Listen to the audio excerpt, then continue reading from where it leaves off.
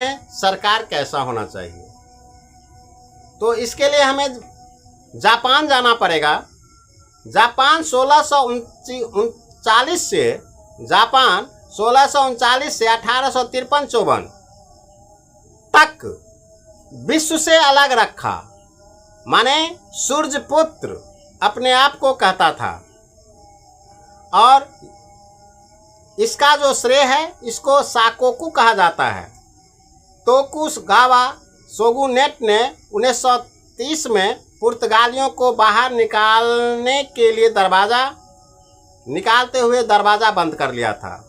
Tokugawa shogunate ने 1630 में पुर्तगालियों को बाहर निकालते हुए विश्व के लिए दरवाज़ा बंद कर लिया था, शट डाउन। कारण क्या था? अब एक लॉजिक यहाँ पर देखिए, क्यों मैं जापान का उदाहरण दे रहा हूँ। कारण है विदेशी देश के आंतरिक मामलों में दखल कर सकते हैं। ध्यान रखिए, विदेशी देश के आंतरिक मामलों में दखल कर सकते हैं, जिससे से सत्ता को खतरा हो सकता है।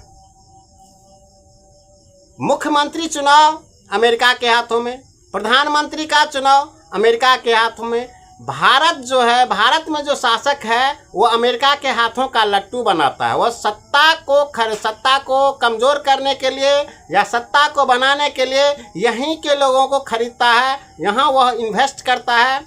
इन्वेस्ट करने के बाद वह अपने मनमाफिक सरकार चलाती है। तो ट्रंप का जो भारत में हस्तक्षेप है, यह जापान की अवधारणा 1639 में भी ऐसी थी।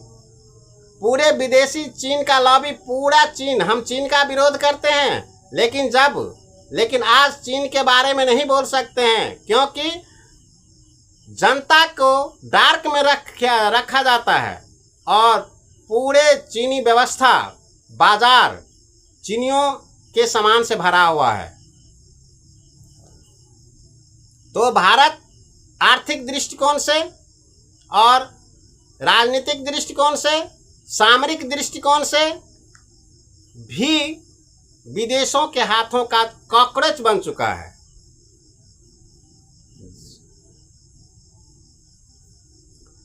और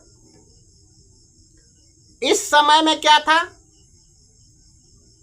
तो 1639 से 1853 के बीच पूरे बंद था। विदेशी जाना आना नहीं था, न यहाँ के लोग दूसरे जगह जाते थे, न वहाँ के लोग यहाँ आते थे।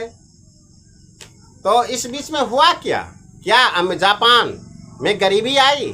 क्या जापान में त्राहिमाम हुआ? क्या जापान विकास की सांस्कृतिक व्यवस्था समाप्त हो चुका था? नहीं। इस बीच में जो हुआ सो शांति, वाणिज्य, समृद्धि के कारण कृषि, व्यापार और शहरीकरण में अभूतपूर्व विकास हुआ। जो अभी भारत करने के लिए सोच रहा है, आरबीआई से डिविडेंड ले रहा है, आईएमएफ से लोन ले रहा है, जो वह करने के लिए एक प्लानिंग बना रहा है। पानी में मछली, नाना कुटिया बखरा, वो जापान इससे पहले ही कर चुका था। स्वाभाविक है, जब आंतरिक व्यवस्था सुदृढ़ होगा तो औद्योगिकीकरण अपने आप फलेगा फूलेगा।